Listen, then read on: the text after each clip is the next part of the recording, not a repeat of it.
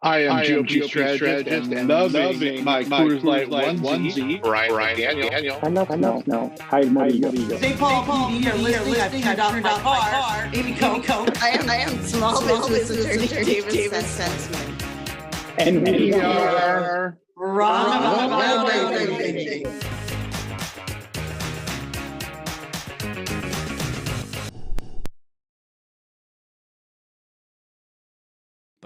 Once that ice kind of comes under the shingle and the water pushes up, it starts to leak into your wall, get into your interior.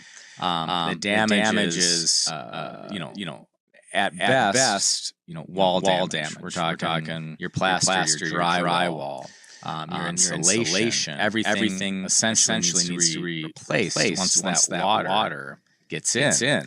Aside from that, you have damage on the gutters. The gutters are the most obvious thing. You can see that from the ground. You can see the gutters hanging.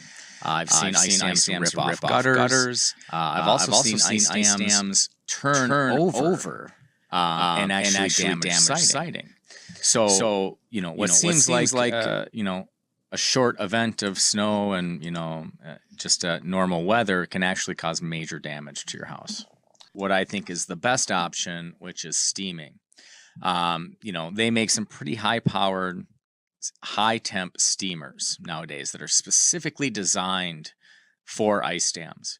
We have one called the Arctic steamer. They sell for, I want to say, so the damage that can be caused by ice dams is rather extensive.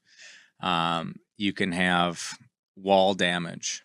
Once that water starts to creep up, once that ice kind of comes under the shingle and the water pushes up, it starts to leak into your wall, get into your interior.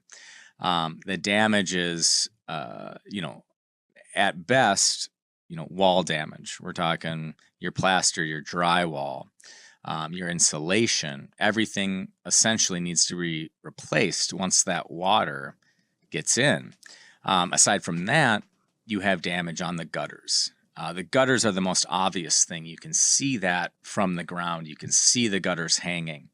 I've seen ice dams rip off gutters. I've also seen ice dams turn over and actually damage siding.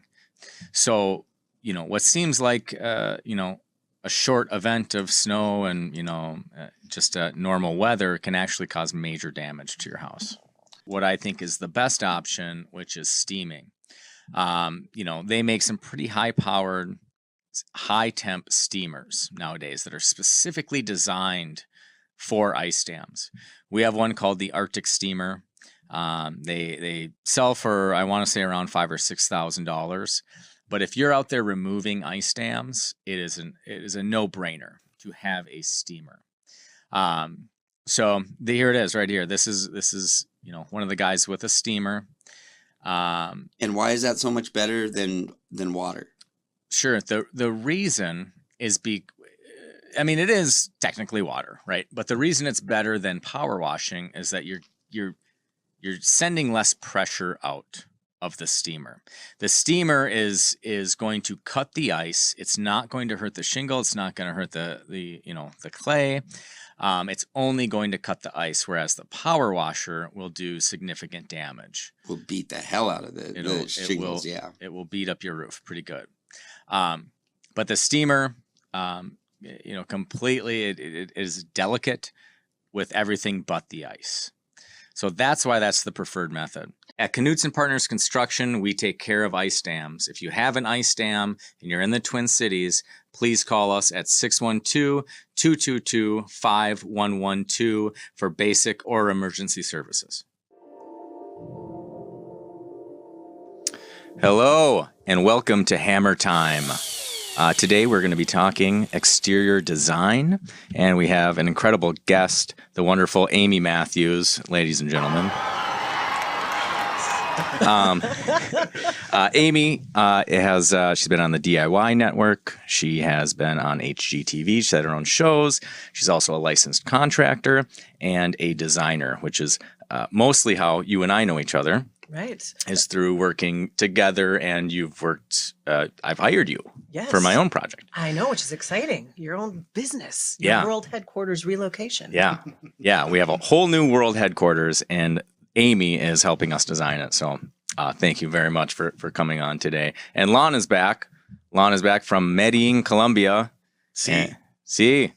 Buenos dias. Buen dia. Okay. Yeah. Don't even try. Jeez. Buenos dias is correct, but buen dia is good day. Oh, it's not. Is good morning. It's not morning. Real quick. So how was Colombia, Lon? It was great. The weather is excellent. Never changes. They call it the city of eternal spring, and I can see why. It does rain almost every day, kind of like Hawaii, though. So it'll rain a little bit, and then it gets sunny. People were great. The food was so-so, but I loved it. I'd like to go back again. I'm jealous. Yeah. I am jealous. Well, you're back, and it's a balmy 32 degrees today. So. Oh, it's a heat wave. Yeah. It feels great. Heat. Thanks. So Amy, I'm really curious about your background because you've done a lot of things, right? Mm-hmm. And I'm curious, where did it start? Did it start with design, or did you start with construction? Because you're a licensed contractor. What did you sort of get into first? First, I played the violin. That's where it all started. Oh, wow. That really makes sense, right? I actually, when I was 14 years old, I used to started traveling at that time with my church group to repair houses for families in need. So when I was a kid, I watched my dad doing home renovations, and then I had these summer experiences traveling, and it was incredible. Good old Valley Community Presbyterian Church. And it was an incredible experience because we would go in and we would repair these houses, and you would really, as a young kid growing up in a middle-class neighborhood in the Midwest, really be acutely aware of like the privilege of having a healthy, safe home, right? Just the basics. And so kind of my love for that and my understanding of that, came at a young age, but I never thought I'd go into construction. So I studied music in college. I played the violin, I studied opera, and I studied film and television. And then an audition came out for the DIY network when it was like just a new budding network. HGTV was kind of established, but everyone was still learning about it. Sure. And there was a bathroom renovation show, and I got in there, and it was like the walking, talking, teaching about like what was behind the walls. So my old experience with home renovation helped. And then my on camera, those two things kind of came together, and then the teaching of it just fit. So from then on, it was like, wow, I fell in love with everything construction. That's great. Mm-hmm. And I mean, you have a ton of knowledge, obviously about just, when I'm on site with you, you know way more than I do. And so it's, and I don't know how to come across like I wasn't expecting that from a woman, because I didn't know you had any background at all when I first met you. Mm-hmm. And I think we were talking about roof sheathing or something like that, right? And you popped in and described it in a way that I couldn't even understand it, to the homeowner. And that's when I was like, okay, how does she know so much? And I just Googled you, and I figured it out. So we met on a job site for a mutual customer, basically. Yep. So, and you were mentioning too that you currently do house flips too? I do some house flips. Right now I'm doing a lot of design consulting. So I'm not trying to take on clients that just have this big, endless pockets of, big extravagant renovation. I'm looking at getting into kind of as many houses as I can to help people wrap their head around it. And that's actually what I was doing when we met, when you came out to give a bid to the client, is she was needing some guidance, and I felt like from a design standpoint, I love design, but from a construction standpoint, I can get in there, and I've spent my life and made my living translating to the homeowner what you guys know, right?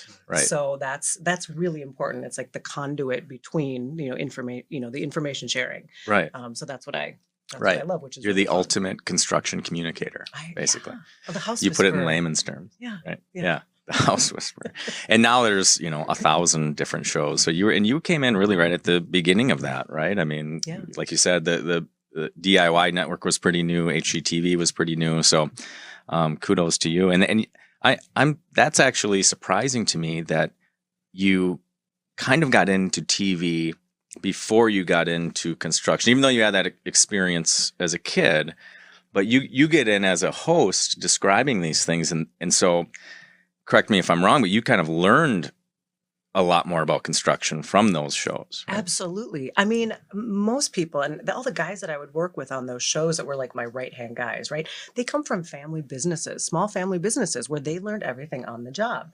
And the hardest thing as a woman coming into the industry was realizing that I don't have to know everything because nobody does. Like you are a specialist in the area that you work in, right? And so everybody's got an opinion. And once I realized that you put 10 contractors in a room and you have 10 different opinions, I was like, oh, I can just have my own then. Right. So I'm going to like figure out, I'm going to learn and research. And that's what I love. So I found that like I was wanting to research the cutting edge, like what are the options out there for people and how do we build our envelopes? And when I realized that a lot of people weren't doing that, then I realized, oh, now I really can have my own opinion because I'm researching. It's constantly, our industry is constantly changing, right? So it's like you have to keep looking at what is the best way to build for the environment, for the people, for the geographic location. Right. For the trends. Exactly.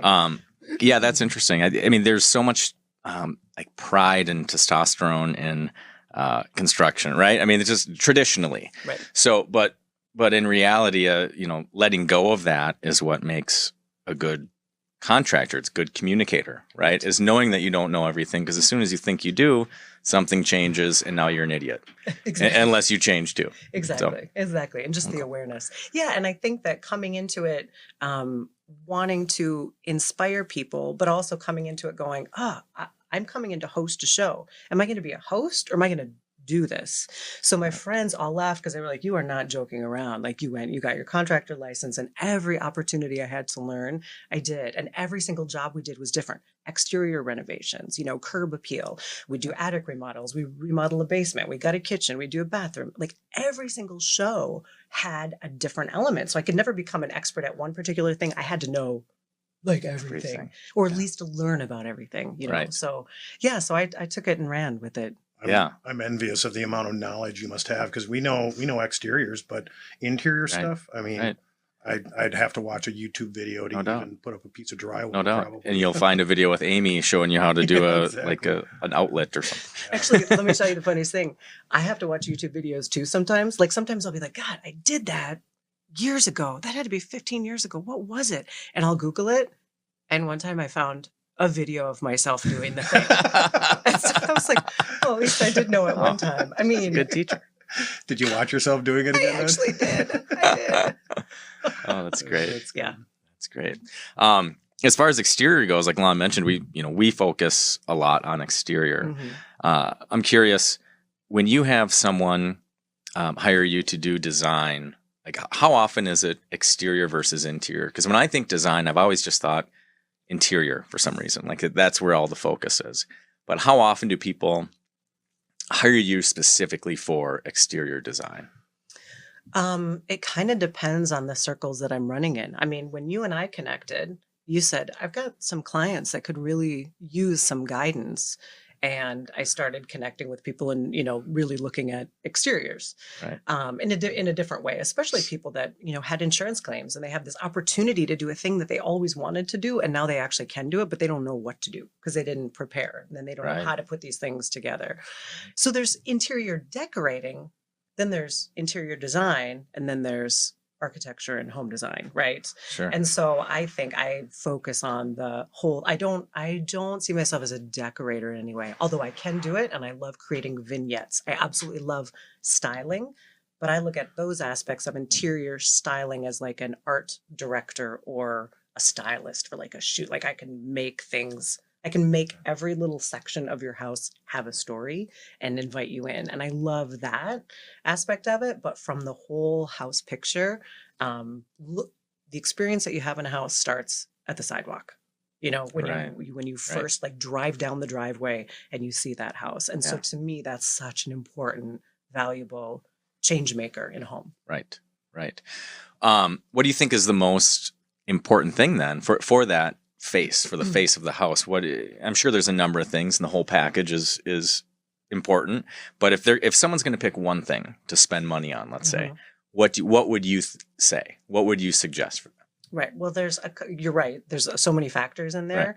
Right. Obviously, people's budgets are the determining factor for so many things that they're going to do. Right. But if I were to look at it just from a design standpoint, I would say to me, this is just my personal design aesthetic, is to have a house fit within the landscape. I mean, you can look at like Frank Lloyd Wright and Le Corbusier and some of the like original architects of that, melding the nature in with the home. And I would look at like, not just what are the trendy colors, what do you put on the roof and what do you put on the walls, what's cool, but how does that house sit in the space? And like, what is the story that house is telling? What is the experience you're creating when you drive up to that house or when you see that house? How does it fit in with the neighborhood?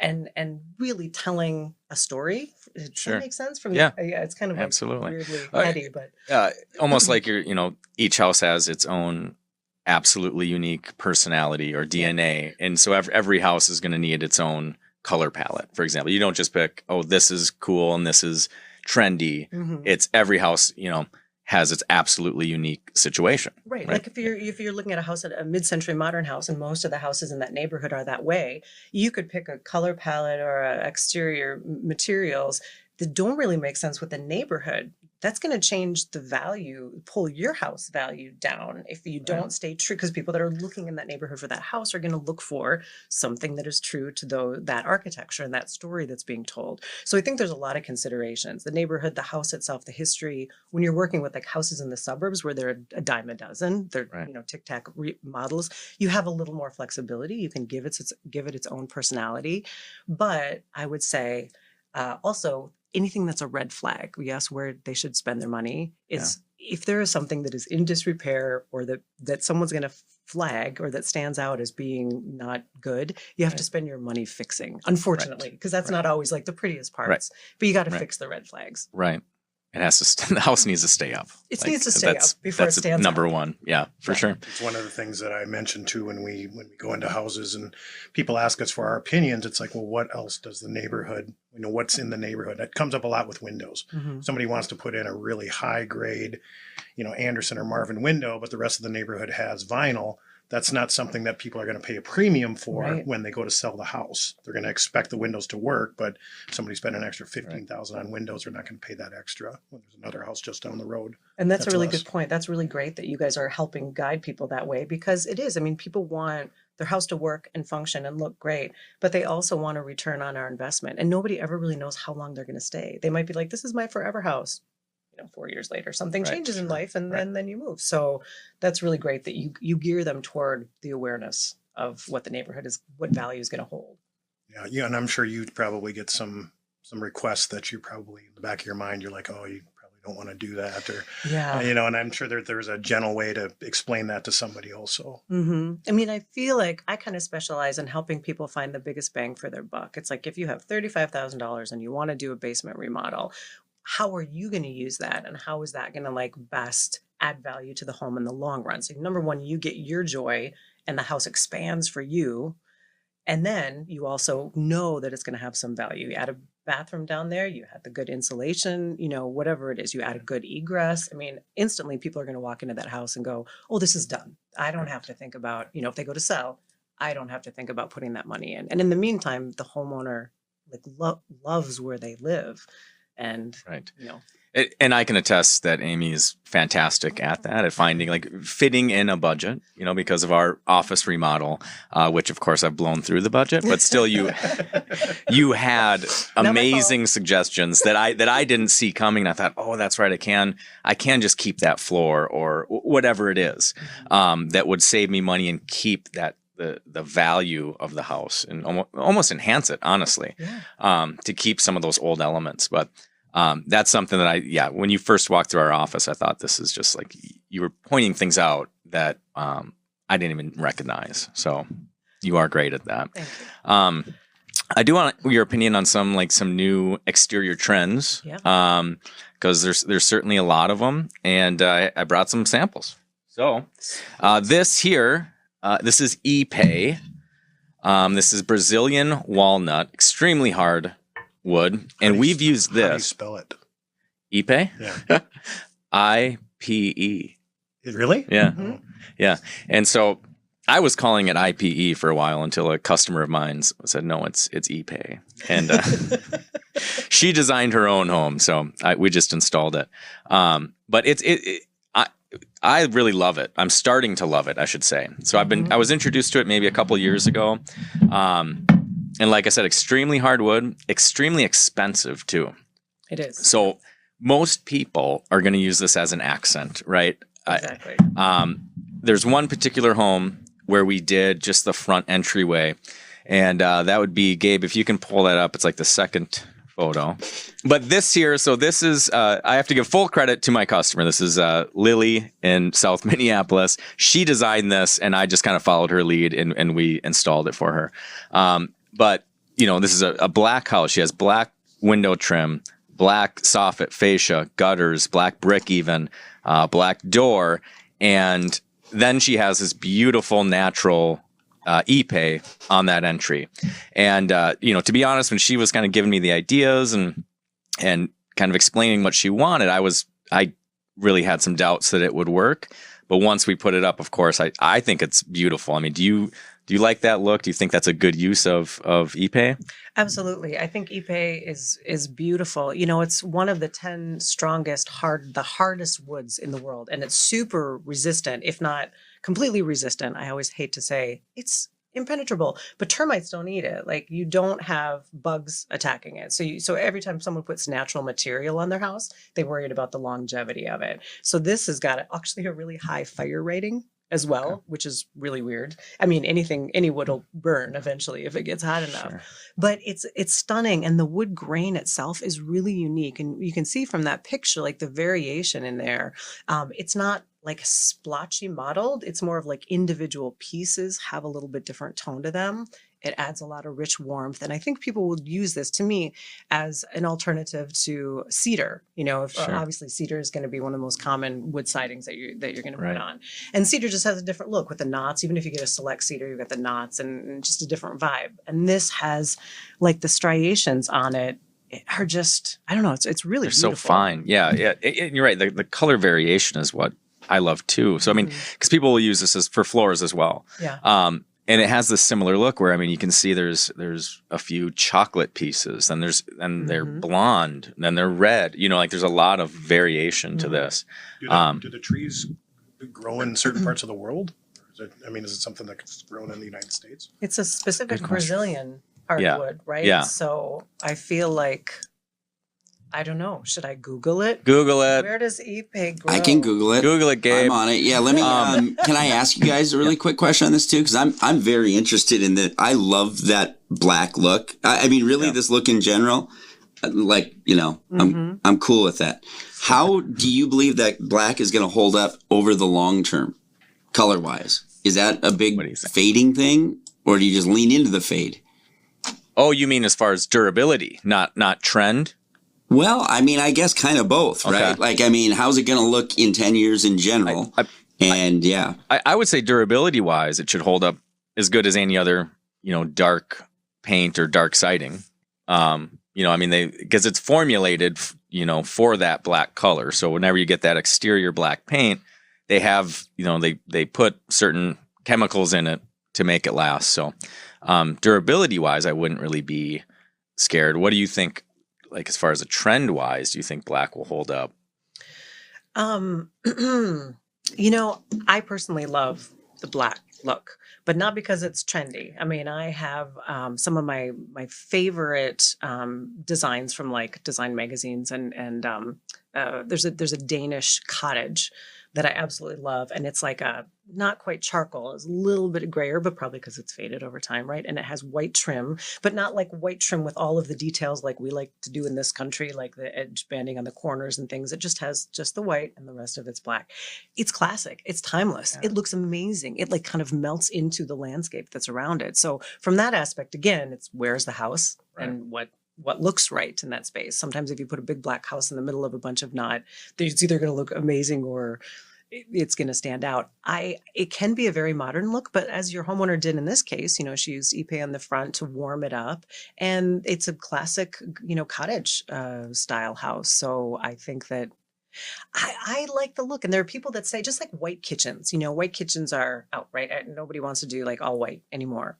But at the same time, if you have a kitchen with white subway tile, it kind of never goes out of style. Right. So there's an aspect of it that's more classic, I think, than very specific colors that come in trend, or come on trend. Sure. Yeah. Like those two, white and black, are always going to, they'll never be trendy and they'll never be out of style, right? I mean, it's just white and black, right? Yeah. And also the black, it depends on, when you talk about the durability, I think it depends on what are you putting it on? Is it a vinyl that's a black vinyl? Right. Number one. Is it a fiber cement that's been painted?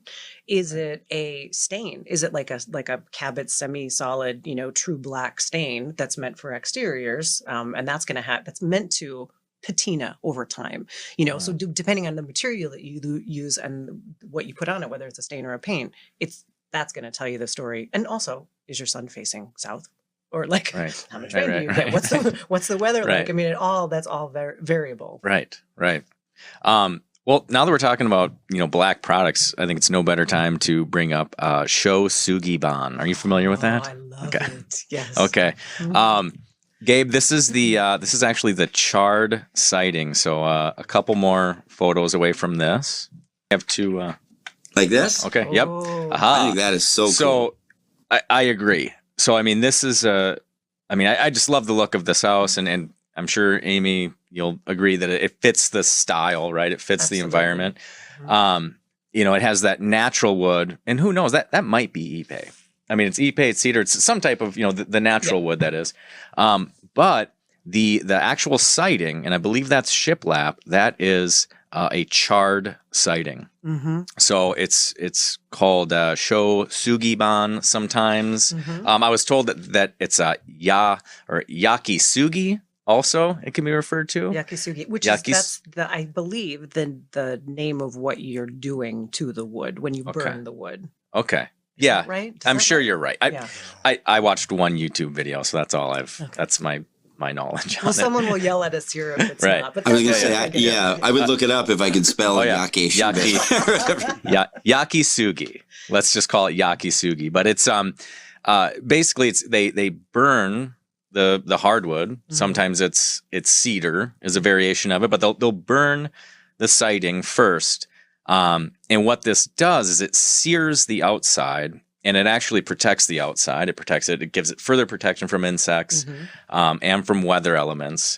And what I've heard and read is that it can last up to 100 years. Mm-hmm. And, they know this because they've been putting it on temples in Japan for centuries. Yes. So it's really, really cool. And this is another siding that I'm just learning about in the last couple of years. I've never used it, but I'd love to. So if anyone is watching and wants to do it, I'll do it for like almost cost, because I just want almost. I have a place because I just want to part of instead of almost, cut that out and go double. Exactly. No, but really I would, because I really want to do it sometime, and it's expensive. The product is expensive, right? The burning, the method is really expensive. So it can be pricey, but it looks amazing. And I have a sample of it right here. Yay.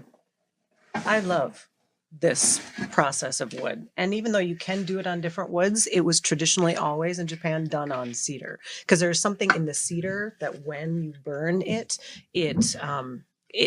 responds differently than other woods do. So you could take pine and you could burn it as well, but it's not going to have the same look. I think the story is that the burning of the cedar, there's something in the cedar, the oils in the wood is actually what creates the longevity. Chemical reaction. Yeah. Interesting. So these are, this is a mill yard in Montana, I think. This is where I ordered these. And so you can buy this, directly from a mill yard, or you can do it on site, or, I could do it at my shop. And that is what I would like to do. So I don't have a ton of interest in buying it from someone who's already produced it. I'd love to try and produce it on my own. So, again, call us up. Can Amy hold it up sideways? The camera that's facing her, I can, like this. Actually, the one that's even more to your left. Right here. Yeah. Okay. The one closest to Chris. So these are all different levels of burn. So let's start with the lightest. Hold on. So this is like the lightest burn where you can still see the warm, cedar kind of coming through. And then you've got the second one. Let's see right there. Where am I? I just realized we did that. Yeah, it's that one. Sorry. Thanks. Yeah, okay. And then the one that is the most charred, where you can see the actual charring of it on there. Isn't that wild? So to restate that, they actually put it up? Do they seal that in or something like that? Well, that's a good question too, because when you get to this point of charring, which I think is really attractive and absolutely gorgeous. That's interesting. Yeah. You can't replicate that with a stain. Like you could kind of replicate. Hold on. That with the stain, right? Or the mid-range one with the stain, but you can't replicate like the charring. There we go. Yeah. That one can crumble off. So if you're going for that look, right? Yes. Yeah. It will crumble off. So there is, but I don't know if you seal it. That's a really good question, because I think people do seal it. They'll brush it off, they'll seal it. I think there's still going to be some residue. There just has to be. Right. And yeah, to me, I would agree with you that the biggest, burn, if you will, I think they call that the gator. It looks like something you'd pull out of a fire, a campfire, right? I think that's the best one. If you're going to do it, just do it. Yeah. The other ones are great too. They call it like the tiger look, and those are cool. But I think you get the biggest benefit from this one too. Right. You get like the most seal, if you will. And the process that they use, they just take a torch and just go up and down the siding with it. So that is what most people do. That's probably what the mill yards are doing. The traditional way is that they tie 3 planks of siding together and they start a fire at the bottom. They almost use it like a chimney. And it burns, and I don't know when they decide to stop, but at some point they stop and they take the boards apart. They take the rope off or the chain, and that's what you have. So I think traditionally that's how you do it. You're actually just starting fires and that's putting them out. Yeah. Is that done? So I feel like a moron here, because it's so different to me, I guess. But so that's done purely for looks, or does it actually have a function for the siding as well? It has a function. The function is that according to the experts, it lasts longer. So it should last longer. It defends against weather and insects more than raw lumber would. And it makes sense. When I first saw this, I thought it almost made me think of like a steak. Like you sear a steak and it's sort of like it, in a way, it protects that outside, right? I can see if the saps or something, I don't know if that has anything to do with it at all, but okay. Yep. Interesting. Yeah. This is the best show. Isn't this cool? This is I think this is just fascinating. Good. Yeah, I love that. Yeah, I'm dying to do it. And that might be another one that is suited for an accent. Do you know what I mean? I was just going to say the same thing. Because of the cost and because of just, it's a lot of black. Now, the picture we just had up, that's a full house of charred cedar. That's gorgeous. It's beautiful. I kind of did the poor man's Shoshuki ban on my house because I didn't burn it. I was going to. The architecture plan had accents for this, black accents. Have I showed you pictures of? I think I've seen it. Yeah. So this house I just built in 2021, and it was the 2021 idea house for this old house. Right, because it's on YouTube. Your whole start to finish, this house that you're talking about. Yeah. That's your house. Yeah. Right. Okay. Yep. And it's on the website, you're saying? I have pictures of it on my site. If you pull that up, I can pull some of those up for sure. Yeah, exterior pictures. So we wanted to do black accents, and I was thinking, metal or Shoshugiban or stained black cedar. And it got to the point with this type of a build, and we were building super fast, and we were building in 2020 for the 2021 idea house. So supply chains, we were just totally screwed. It was so hard to get anything. The price on everything was up by 30%. It was ridiculous, and people were still building. It's the one thing that was still happening was construction industry was still going. So I was I think I'll try. burning my cedar and I'm going to try it myself. And then I looked at how much I literally opened this storage space that all my cedar had been delivered to, that I was going to like work on it at that location. And I opened it up. I'm there by myself. And I was like, oh, I think I better stain this. And so I went with like a black stain on the cedar, which actually looks amazing, but as an accent. So to your point of using this as an accent like Ipe, it would be great. I did it as like banding between windows, and I did it on the 25-foot chimney. So from the exterior, there's just this huge, 9-foot chimney wrapped in black. It looks really cool. And it would be cooler if it was that. Yeah. Well, you can still do it now that it's on. You just have to have like the fire department there. I do. And a really tall scaffolding. Yeah. And you guys have got the website up. So if you want to kind of guide me to it, which is a good excuse to look at amymatthews.com. If you just scroll down or up, there you go. And you click on see more of this old house. Let's see. And that episode 1 is that's it, right? That's the project. Exactly. Oh, that's beautiful. I assume it's going to go through here. Beautiful. Mm-hmm. Oh, so around the fireplace was the stained cedar. Mm-hmm. And my girlfriends came over. These are good friends. They came over. See those black banding? That's it there too. Oh yeah. They came over and stood on scaffolding and a 25-foot ceiling and put the finishing poly after the install was done of it on. Those are good friends. I want your friends. Wow. Seriously, Yeah. if you guys need really talented. Gabe's my friend. Was Gabe before falling out. Never. What is the vertical siding there? So that's cedar, but it's cedar. It is. Yep, it's 8-inch cedar with a nickel gap siding. So really modern and clean lines. And then it has it's called a driftwood gray bleaching stain. It's a Cabot product, and it was factory applied. And so what that does is it helps the cedar. This is a cool thing. So if you want clients that like don't want the actual cedar color, if you're not going for the warm honey wood, right. And they want to get to the gray, like you picture a Cape Cod house, right, with the cedar shakes and everything that has that aged patina.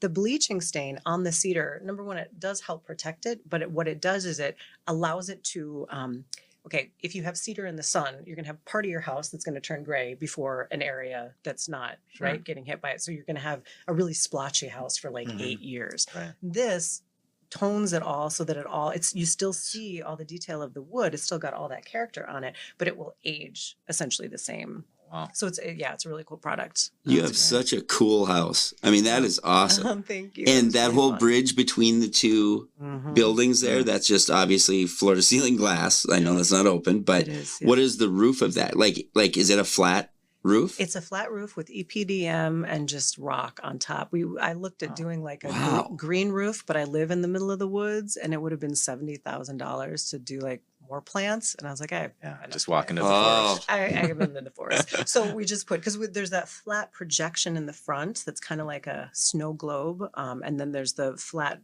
on the link in between the two structures is EPDM with rock. And is that a galvalume roof? Is that or metal steel standing seam? It is, and the name of it is actually Galvalume. Galvalume, yeah. But it's Bridger Steel, and I work with them. God, I love that company. I don't know if you've ever worked with them yet. I have not. They're based in Montana. They ship everywhere, but they it was really great, and they have a new installation process. That is a little more DIY friendly, but I still recommend a professional for that. Okay. I obviously had my roofing guys do it, but it's a snap seal with it's a standing seam. It's like 24 gauge, so it's really strong. And it's like clips. So you're installing clips into it. Then then they snap into each other. So it's super sturdy. We've had so many storms, and everybody around me is getting a new roof, and the roofing guys keep calling me saying, hi, do you need? And I was like, no, my roof's good. I'm good.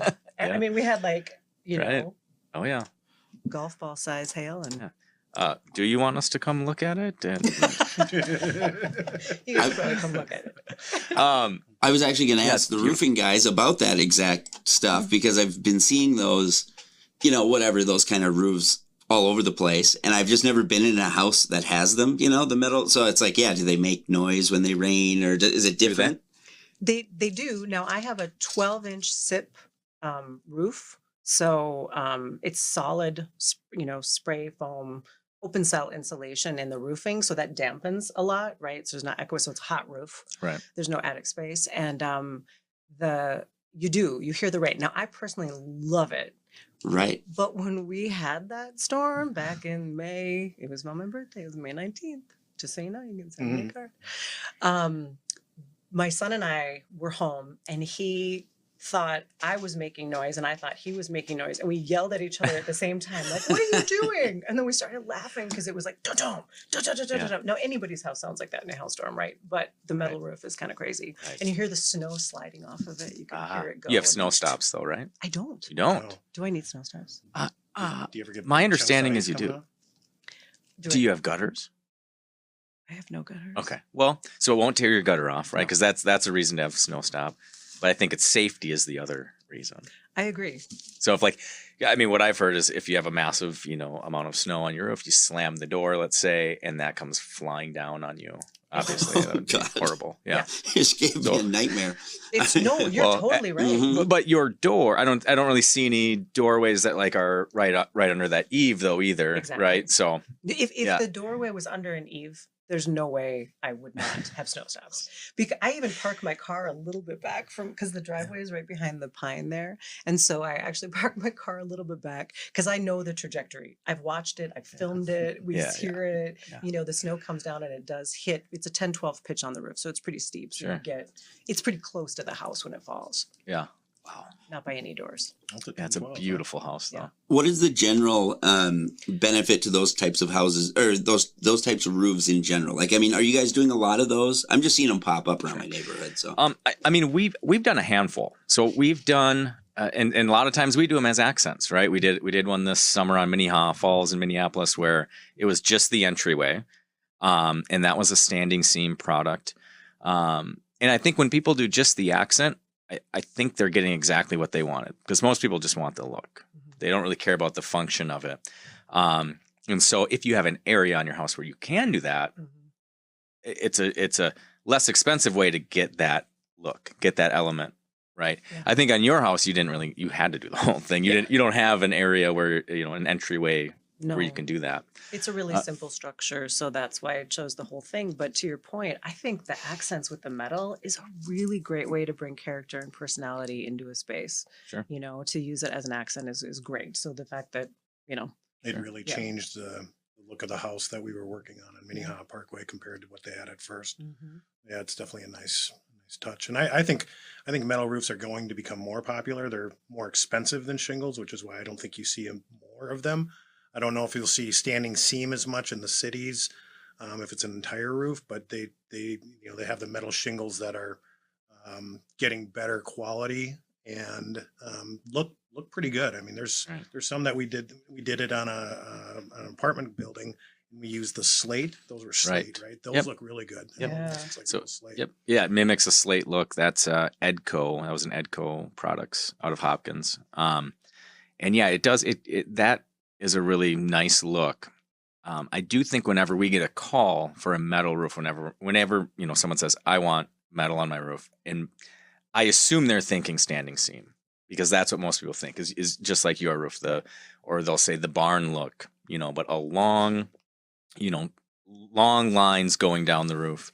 And honestly, I mean, we have, like I said, we've done a handful, but I don't think I have enough experience with them to say whether or not they're worth it or not, right? I know that you get a ton of benefits. They're more weather tight than asphalt, right? And you get a benefit. You should have your premium go down on your insurance. That said, if you do have damage, I don't think your insurance would pay for it unless it's like threatening the function. So that's what I've heard is they won't pay for it just because it has dents in it. Really? That's what all the insurance agents are saying. Because that's like an aesthetic thing. Right. Yeah. Right. If you have dents all over, you're just stuck with dents on your roof. And maybe that's not a big deal. But if you can prove that it affects the function, then they would pay for it. So, I don't know the real benefit. What I worry about is repair, right? Because I'm thinking from like an installer's point of view. What if there's a repair? I feel like it's a lot more involved than with an asphalt shingle, right? You can pry out an asphalt shingle. You can kind of manipulate things. And just to be totally honest, I don't know if you need a repair, how much of that slope do you need to take off? One piece, a whole slope? And I'm sure there's some metal roof guy, expert who's going to be like, you're a dumbass, but that's just my initial thought on it. It's a worry. That said, I mean, I'm going to do it on our property, our office, because it does look amazing, and I'm excited to not have to replace a roof for another 50 years. Exactly. And I think that's one of the points about the replacement or repair. It's not that they will never get damaged, but they can hold up to so much more. So it's like you're paying for, the reduction in damage. And it is, most of them have a 90-year warranty on them. So it's a different, when you go to sell your house and, asphalt. I mean, it's like we live in this consumer discard society where it's like every 20 years, every 15 years, every 12 years for some asphalt roofs, 5 years, 6 years. Yeah, Right. just landfills. Storms, Yeah, that bothers me. Petroleum and like this, we just throw things away because we're like, there's no away. Where's away? It's just like, Right. It's where is it? And I mean, you got to put in what you can afford too for your house. So I don't have any preconceived notions that people should just put things in that are expensive and that last for, because sometimes it doesn't work at all, and that's totally fine. But the cool thing about the metal is that it does have longevity. Right. In the long run, you're probably saving money, right? I mean, if you have the money now to do it, you won't have to replace your roof for another 50 to 90 years. Obviously budget is an issue with metal roofs. What I tell people as a rule of thumb is that it's roughly 3 times the cost as an asphalt. Wow. And I think it's actually more now. It depends on the roof though too, because you can get, I mean, if there's some asphalt, what, $3 to $6 I mean, I don't know what your a square foot. Well, if the shingles are about 120 a square, and that's 100 square feet. So you're at about $1.20. Not much for the material. Yeah. So it's a lot less. It's a lot less. Yeah. But yeah, it looks absolutely amazing. So and use it as an accent. Yeah, use it as that's right though. I mean, really, if you love the look, just use it where people pull up, like you said, right? In the beginning, where people pull up, they see a nice door, they see some metal accent, and the rest can be totally shitty, and you'll be fine. How wide is that chimney? It is 9 feet. And then 9 feet wide. Your house is so cool. Can we come over? Yes, absolutely. Yes. All right. Yeah. When's movie night? Yeah, really. God, it's really, I love it. I think it's great. Super Bowl Sunday. We're having a party. Yeah. Oh, yeah. Yeah. We'll see you then. Yeah. Okay. Yeah. Well, you have your address. I'll bring Doritos. Sweet. What do you call that? I mean, that walk through, the pass through. I call it the link or the bridge. Okay. When I was designing it, I wanted the owner's suite to be, which is actually over the garage. I wanted that to be like you were stepping outside of the main house and having a new experience. But I wanted to keep costs down with the structure itself, the envelope, and building like a barn-like structure was really, more affordable than having gables everywhere. And so keeping the structure really streamlined, but then adding that link there. When you walk up to the top of the stairs, you can't see them, but if you're looking at the link, the stairs from the main floor are just to the right of that. And so when you walk up, you see out that link. And part of the idea of the house was to have the outside and the inside, the lines totally blurred so that, you're standing anywhere in the house and you literally have a window on the north side and the south side. So you can see everywhere. You can see the ridge, you can see the top of these, 60-foot pines. And so that link just creates an experience where you're leaving the main house and you're walking into like almost like a spa feel within the master bedroom there. And it's just kind That's the master bedroom over the garage? It is. God, I love the design of your house. I think it's so cool. I'm moving in. Thank you. What kind of windows did you go with? So I went with Sierra Pacific. Do you guys use them at all sometimes? We do now. Remember?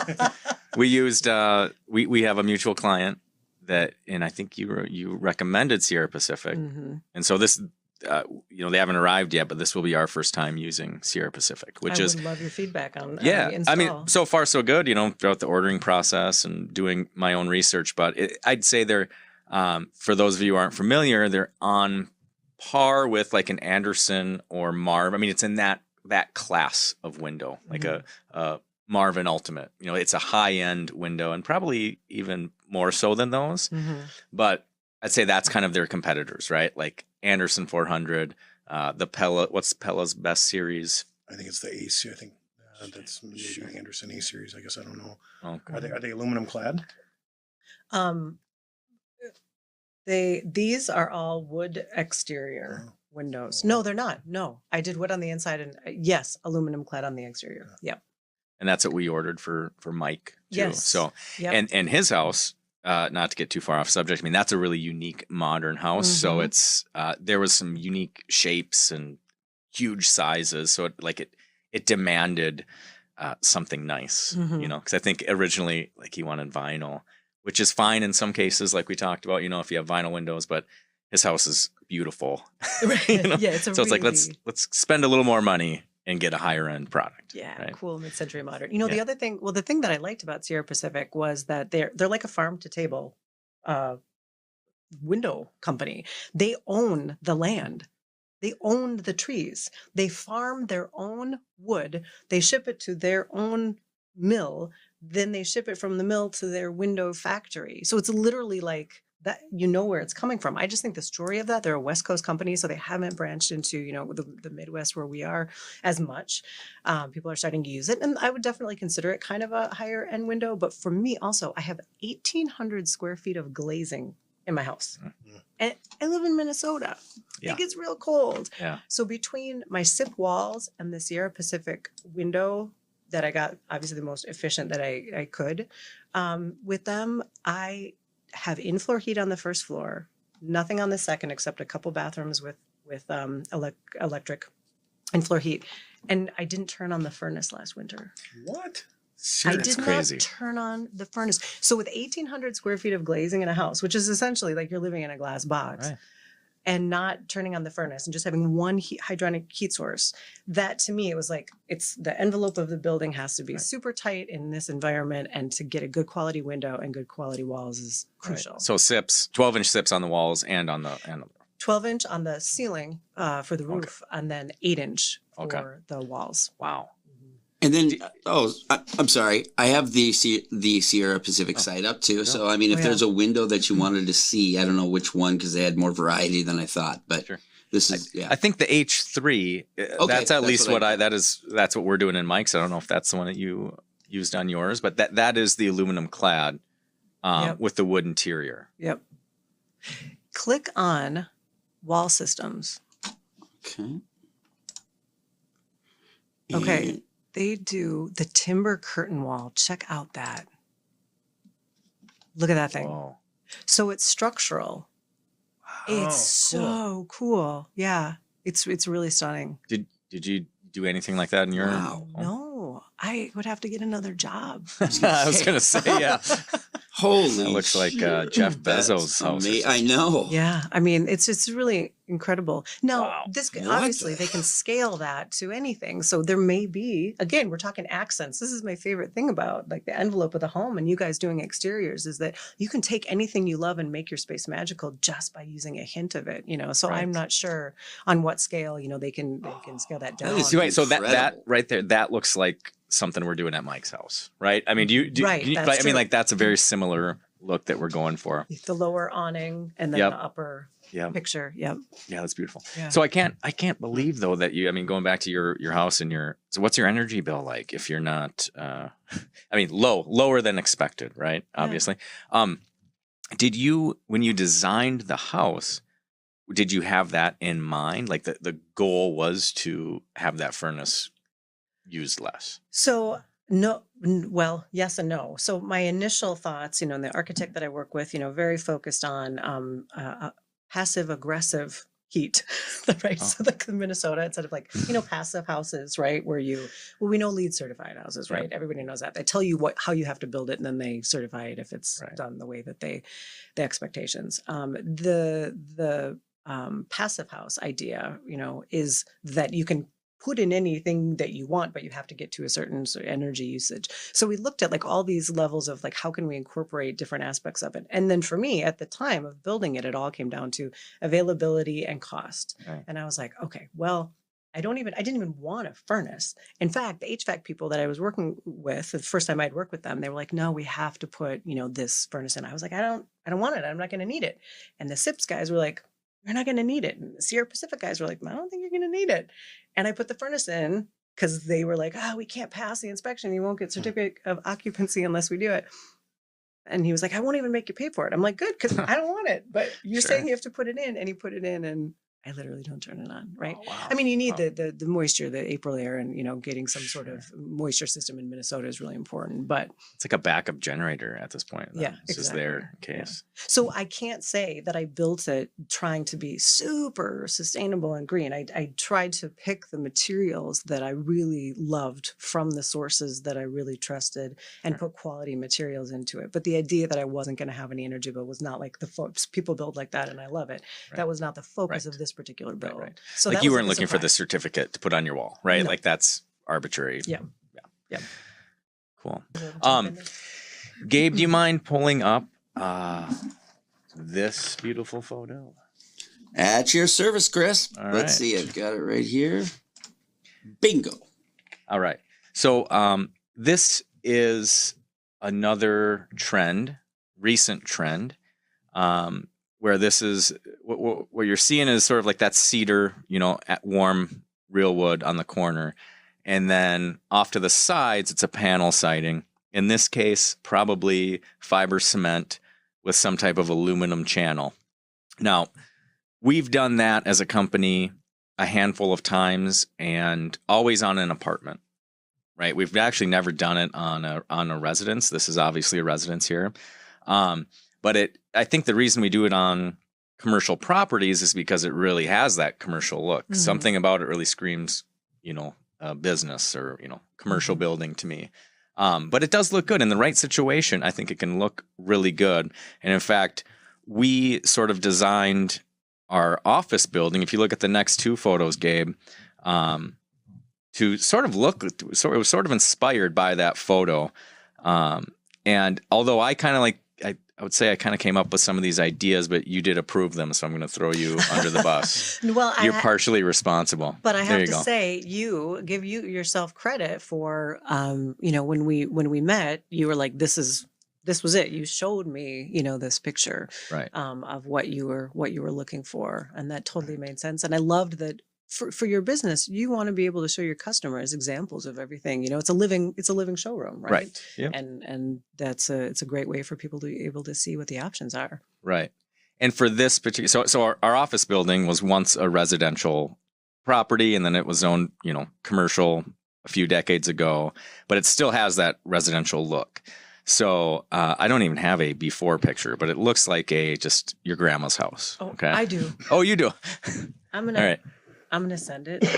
Looks like everyone's grandma's house. Hold on. But are you saying that is your office? Yes, but this is a rendering is what you're looking at. Okay.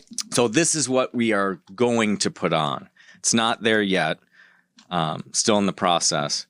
And that's the same as the first one that I looked at here? Yep. Yeah, you can pull that up. I think that's super cool. I've been seeing a bunch of these, same thing in South Minneapolis, kind of in the neighborhoods. Yep. So that fiber cement board, I love the look of that. That fiber cement board, what do you guys know about that durability wise and, water, all that kind of stuff? Well, I think they have a 50-year warranty, I want to say, on the substrate. So like the actual product itself has 50-year warranty. It does perform really, really well if it's installed correctly. They have had failures with fiber cement, but it's always because of a poor install. So there's certain specifications that you just have to follow when you do fiber cement. And one of those is, for example, leaving it 2 inches off of a roof line, right? So like where a roof comes out from the wall or any protrusion, you don't want the fiber cement to be close enough to that object to suck up water, basically. So you have to put like a PVC or even metal for that first 2 inches. So that's one of the ways that it can fail. There's a few others too, but if installed correctly, I think it's one of the best products on the market for its category, if you will. You know, the comparable is like an engineered wood, which is also good.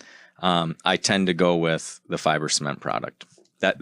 But it's sort of it goes back to what you said, Amy, where I do think each individual house is different. Mm-hmm. So sometimes people will ask me like, well, what do you prefer? And what product do you like? And it really does come down to what the house looks like or what they're going for. Right. Because if you want a 3-inch lap, I think one of the products is better. Right. If you want a 12-inch lap, if you want vertical, I think one of them is better. So, but overall, I'm a big fan of the fiber cement. What's the cost comparison between that and a decent or a high quality vinyl siding, for instance? It's like probably a 5X kind of thing, or is it? No. I would say, if you have a high quality vinyl versus fiber cement, you're probably going to pay like 60% more for that fiber cement. 60 to 100. It could double, but it's not 3-4 times. And durability wise, would you say it's going to outlast it or not necessarily? Well, that's a good question. It might not actually. What's that? It's supposed to. Looks wise, I think it will outlast it. But I mean, vinyl is it hangs on, kind of resilient. You see a lot of old vinyl out there. It starts to look horrible. But that's right, doing the job. There's a reason they don't want it in landfills. I mean, it's it lasts. It lasts. Yeah, it's plastic. Yeah. So I don't know. Vinyl might technically, last as long, but it's going to look worse a lot sooner. Yeah. Well, there's also the return on investment factor. So I usually use Remodeling Magazine online, the cost versus value report. Do you guys ever look at that? No. It's really cool. So they have national averages and they have regional averages. And you can look at everything, that either a high-end remodel or a mid-range remodel. And they have everything from like replacing your front door or basement remodel, kitchen, bath. I mean, they have like every area that you would remodel, and they have roofing and they have siding. And a vinyl siding replacement. Now, this is all with the caveat that a house is only worth what someone is willing to spend on it, right? So there's no like perfect calculable way to get to what your ROI is. But the vinyl replacement for 2022 was at about, I did it for the Midwest. I looked up for us, but not just our area, but the center of the US. It's about 50% ROI. Interesting. And then for fiber cement, it's more in the 60s. So there's a little bit higher ROI for the fiber cement. But I think also that is part of the perceived value that people have when they see a space. This fiber cement elevates it a bit above the vinyl siding. But like to your point, what's right for the neighborhood? Right. What does everybody else have? What are you going to get how are you going to get your value out? Right. That's my nerdy info for What's the name of that? Yeah. When you looked at that for the cost benefit, is there anything that stuck out to you as strange or something that popped out where you went, oh, wow, you get a good return on that? Gosh, it's funny because I've been using that for forever since Sweat Equity, a show that I did, for forever. We went for 9 seasons and we would always look at that because the whole purpose of it was to look at what was a homeowner's budget. What were their ideas? Can I spend it on my kitchen or my bath? You have $15,000, you better remodel your bath because you're not going to get very far in your kitchen. So we were constantly kind of looking at what those averages were. One of the most interesting things is the biggest return on investment has always been a steel door. Like replacing your door. Interesting. Wow. Replacing like from a fiberglass or something to a nice door. Like for door. Looks wise? Why a steel? By that. Safety? Yeah. I have no idea. I'm just reading them. You think of fiberglass, wood grain. Does it feel a lot heavier, I wonder? It like, does. When people push the door, like I can see that actually. It's again that perceived quality, that perceived value. That's a really good thought. Like, it's just like it feels stronger. More substantial. Better. Yeah. Wow, that's super interesting. This is the greatest podcast that you guys have done. I've loved this one, info-wise. Well, I feel like I'm stoned or something. I'm enjoying this so much. Well, too. I mean, that's what makes the podcast. Production. That's for sure. Production. Yeah. We'd be nothing without you. Yeah. Well, I mean, I think we can wrap it up unless you guys have any other last thoughts. Get her back. I do want to ask you something that's just TV related, actually. So when you do a renovation for a homeowner, what is the benefit to them on TV other than they just get this kind of like cool experience to have like. But are they typically paying for any of the renovation? Are they paying for any of the labor, or is it just like you're there to sort of put on to do your show, to document it, and the homeowner's still flipping the bill like they would without you? I'll tell you, from a homeowner's perspective, their experience may seem really exciting going into it, but after having a television crew around your house doing a crazy remodel, they'd probably be like, bye-bye, bye-bye, don't come back. But every single show is totally different, how they do their finances for the remodel. There are like the Property Brothers, and Viola Davis did a show where, they did a star comes in and they pick, a friend that's deserving. And actually there was a girlfriend of mine who she and her husband, their home was redone on this show. And it was like a full remodel. They came in and they did everything. And the homeowners might have had a little feedback, but usually it's like, if we're going to come shoot a show, we're going to give you this, but we get to do whatever it is. We'll you tell us if you like the color purple or not, but we'll do the rest of it. So the TV show I was wants kind of a little creative control in some situations. And then for my shows, with like our bathroom renovation show and Sweat Equity, with those shows, we would give the homeowner, it had to be a real homeowner doing a real project. We weren't setting anything up. We were like, they were actually doing it. And we were helping. The days we were there, we'd get in and be like, okay, I'm going to teach you how to tile. Okay, I'm going to teach you how to put this siding on your house. We're going to wrap the tie back and we're going to whatever. But they would get like a benefit of, a product, maybe a couple different products to the tune of X amount of dollars. Sure. So they definitely were benefiting from it, but they had to then schedule their life around it. Right. But it's not the whole project. It's not, oh, hey, you don't have to pay $100,000. Yeah. Exactly. Right. It's kind of what I always assumed, is that they got everything for free. That's me too. That's kind of like it just seems that way. Hey, it's TV, it's magic, right? Like, and some of them are like Renovation Raiders.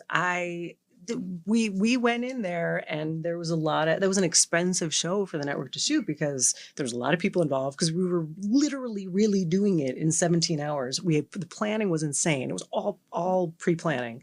And then we would do a whole entire space. So, and that was real, and the homeowner, because it's a surprise, there's not an investment on their part. They're just, they're stuck with what you did. That's their house. You could have put like a gargoyle like on their Rambler and they're like, that's what you got. We did one time. No, I don't think we don't do gargoyles, but Do you have one that sticks out as like a best experience and or a worst experience?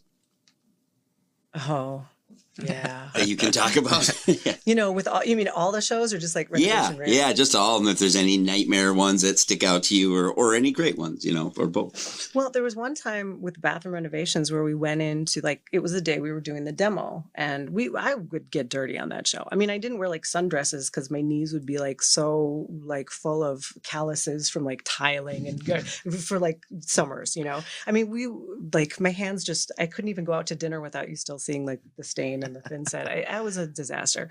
But with that one, we went in to renovate to demo day to shoot. And they were like, okay, Amy, pull the toilet. And I was like, okay. And I lift the toilet up. And I think someone like either had Taco Bell or had the flu. Oh, no. And they didn't, not only did they not flush, they didn't clean the toilet. I was like, dude, I'm here to renovate, but I won't. I'm not cleaning the toilet. Okay, so there was funny things like that you'll never forget. And then there were things where, like one, we were pulling we were renovating and fixing keeping the cast iron tub in, and when we pulled out all the fixtures, there was no drain attached. There was a plastic Cub Foods bag instead of a drain assembly. Because they never used it, and there was just. Weird. They did. The homeowner that was there didn't know. They had no idea. It was whoever had done like a rent of something beforehand, and there was a plastic bag, and I was like, no wonder it's leaking downstairs. I mean, like, it's just like you go, how do people like remodel these homes? With simple things that they could do right. So I know that's not a lot of TV drama, but that's like that's good. So no dirt on like Bob Vila, Nicole Curtis. Give me the dirt on Bob. Do you want dirt? I can go in on her. Yeah.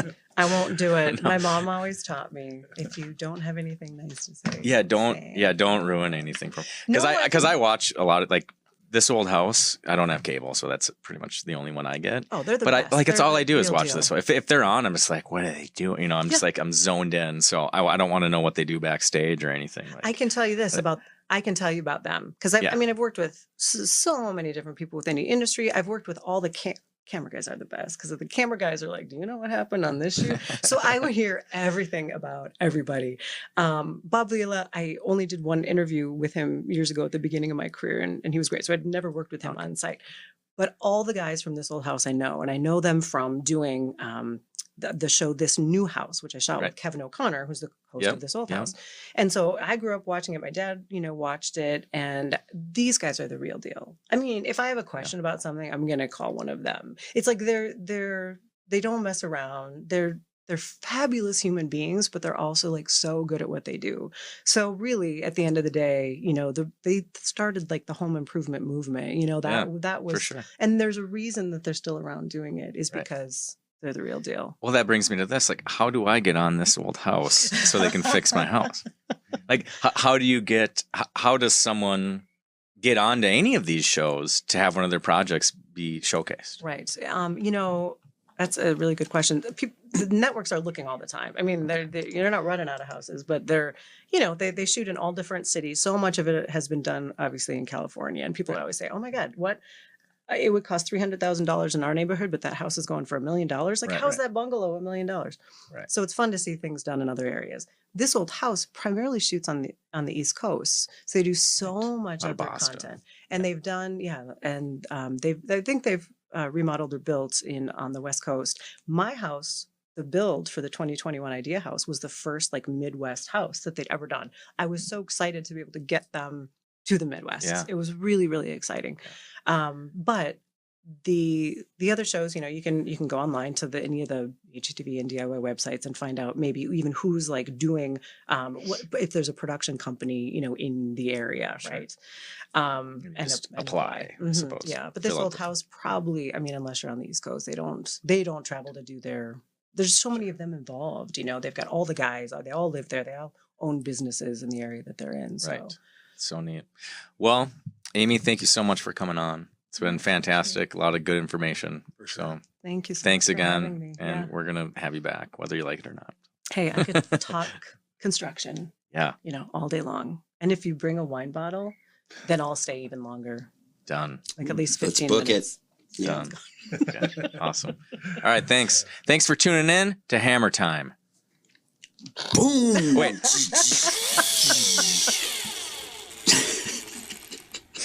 We'll have that ready next time, Chief. All right. All right. Thanks, guys. It was great. NBC. No relation to NBC.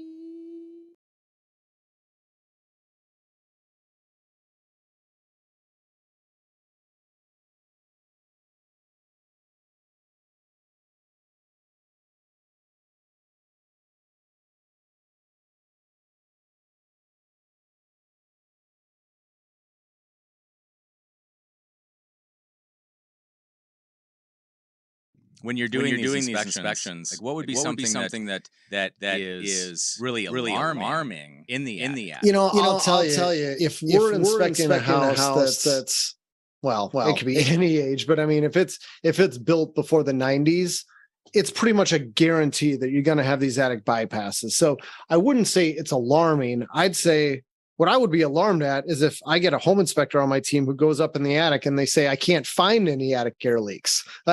Sure. I'd say, which house are you at? Right. Because they're going to be in every older house, unless you've already hired a contractor to come out, pull the insulation out of there, seal off all the bypasses and put all the insulation back in. I mean, it's standard. You're going to have this on every house. So I wouldn't call it alarming, but something that does freak people out. And I'm not saying this is the end of the world, but I know from experience it freaks out home buyers is when you got an attic that's covered in mold. And we're talking a bunch of black stuff all over the place and maybe a bunch of frost in the attic. The mold will grow there because you end up with a lot of frost. And frost accumulates in the attic for the exact same reason. It's because you have warm, conditioned, humid air leaking up into the attic space during the wintertime. and then it hits that roof decking and it condenses, it turns into frost, and then eventually it accumulates and it keeps building up with frost as we have long cold snaps, and then it warms up and then it all melts, and then all of your roof decking gets saturated, and under really bad conditions you may even have water dripping down and staining your ceiling. And then of course, I'm sure you've had those complaints being a roofer.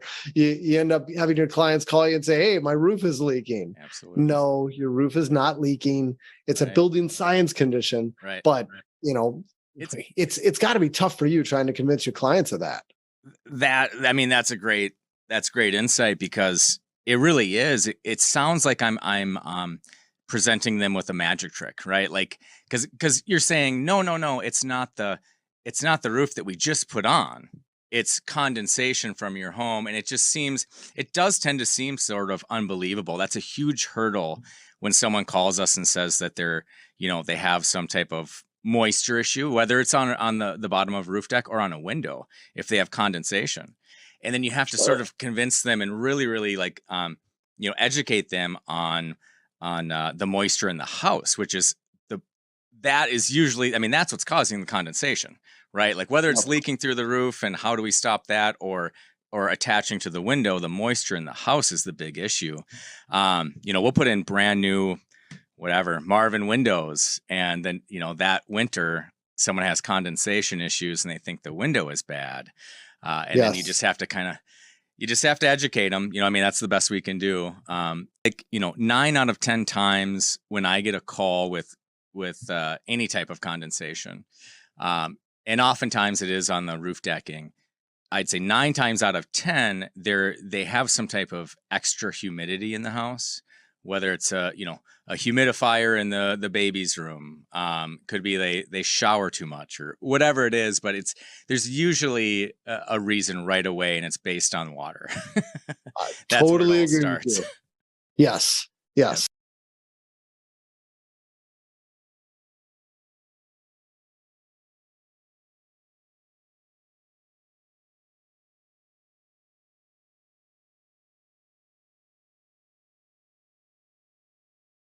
We have 2 feet of snow on your roof, let's say. What is the best way now to prevent ice dams 2 weeks, 3 weeks, 4 weeks from now, or 2 months even? Is it, raking your roof, shoveling it, or is there more to it than that? Raking. I'd say raking. I want to say not all houses need this. We're really focused on older housing stock, houses that don't have enough insulation and that have a bunch of air leaks. You can have it happen on newer homes too, but it's much more prevalent in older houses. And the best thing you could do is to get a roof rake, which you surely cannot purchase today because everybody is completely out of them if you go to big box retailers. Right. But if you can get one from your neighbor and they'll let you use theirs, you use a roof rake. It's this big thing on the end of a pole, and you reach up and you pull the snow off the edge of your roof. And if you can get your shingles exposed for about 4 feet up or so, usually that's enough, because that's where ice dams form. And you get it so that the shingles are exposed to the sun.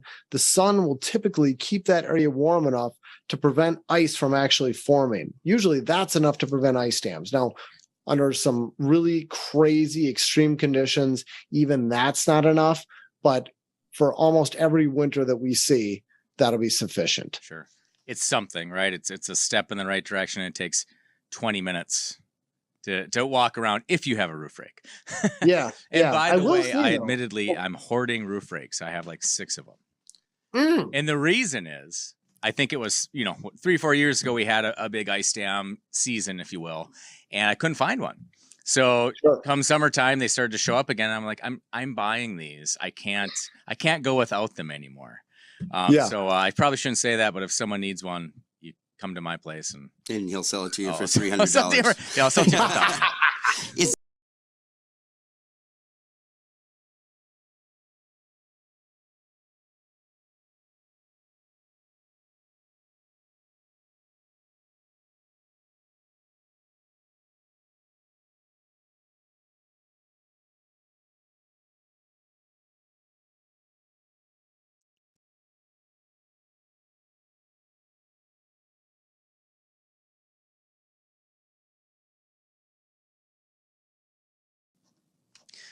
So the damage that can be caused by ice dams is rather extensive. You can have wall damage. Once that water starts to creep up, once that ice kind of comes under the shingle and the water pushes up, it starts to leak into your wall, get into your interior.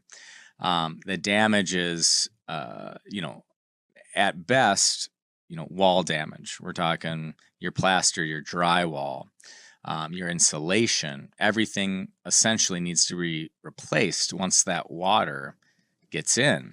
Aside from that, you have damage on the gutters. The gutters are the most obvious thing. You can see that from the ground. You can see the gutters hanging. I've seen ice dams rip off gutters. I've also seen ice dams turn over and actually damage siding. So, what seems like, a short event of snow and, just normal weather can actually cause major damage to your house. What I think is the best option, which is steaming. They make some pretty high-powered, high-temp steamers nowadays that are specifically designed for ice dams. We have one called the Arctic steamer. They sell for, I want to say, around $5,000 or $6,000. But if you're out there removing ice dams, it is a no-brainer to have a steamer. So here it is, right here. This is one of the guys with a steamer. And why is that so much better than water? Sure. The reason is it is technically water, right? But the reason it's better than power washing is that you're sending less pressure out of the steamer. The steamer is going to cut the ice. It's not going to hurt the shingle. It's not going to hurt the clay. It's only going to cut the ice, whereas the power washer will do significant damage. Will beat the hell out of the shingles. It will beat up your roof pretty good. But the steamer, completely, it is delicate with everything but the ice. So that's why that's the preferred method. At coudln't Partners Construction, we take care of ice dams. If you have an ice dam and you're in the Twin Cities, please call us at 612-222-5112 for basic or emergency services.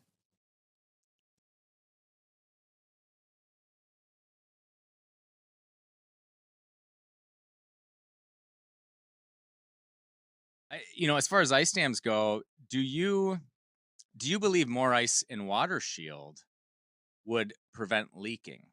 Or have you seen that where let's say a home has 3 or 4 layers, more than it really needs or more than code requires? Is that some type of protection from the ice dam damage? We know that ice and water shield helps, but even manufacturers of those products don't claim that this is going to prevent leaks from ice dams. They call it a first layer of defense. And that's exactly what it is. It will definitely help, but it's not going to prevent leaks. Every one of those nails is a penetration, and it's only as good as the mastic is sealing around that nail. Right.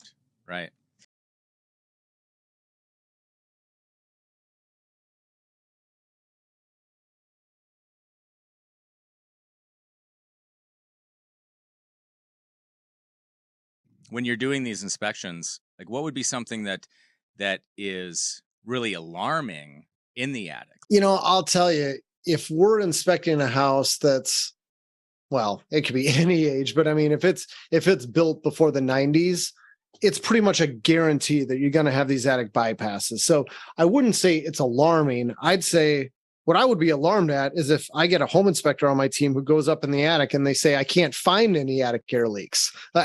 Sure. I'd say, which house are you at? Right. Because they're going to be in every older house, unless you've already hired a contractor to come out, pull the insulation out of there, seal off all the bypasses and put all the insulation back in.